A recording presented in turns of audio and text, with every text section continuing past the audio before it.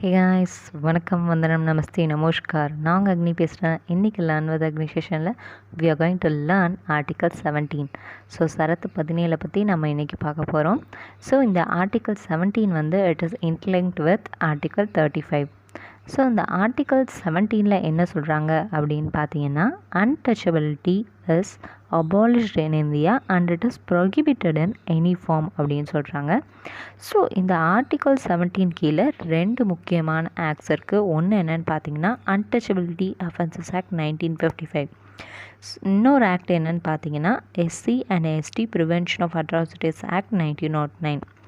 So இந்த first சொன்ன act இருக்கு இல்லையா, அன்டச்சபிலிட்டி அஃபென்சஸ் ஆக்ட் 1955, இதை வந்து 42nd அமெண்ட்மெண்ட் 1976லேயே இதோட பேரை வந்து எப்படி ரீநேம் பண்ணியிருக்காங்கன்னு பார்த்தீங்கன்னா protection of civil rights act 1955 அப்படின்னு ரீநேம் பண்ணிட்டாங்க.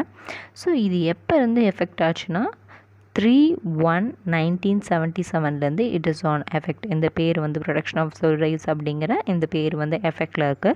ஸோ இன்னொரு ஆக்ட் ஆஸ் யூஷுவல் என்னென்னு பார்த்தீங்கன்னா schedule caste and schedule tribe prevention of atrocities act 1909.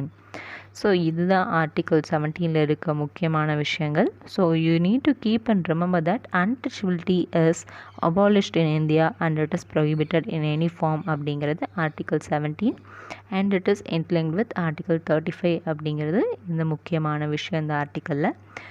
So this is all about the article guys. If you have any doubt, உங்களுக்கு ஏதாவது சந்தேகம் இருந்தால் two comment me இந்த கமெண்ட் செக்ஷன். அண்ட் நல்ல கருத்துக்களை எப்பொழுதும் கேட்டுகிட்டே இருக்க stay tune with Agni YouTube channel.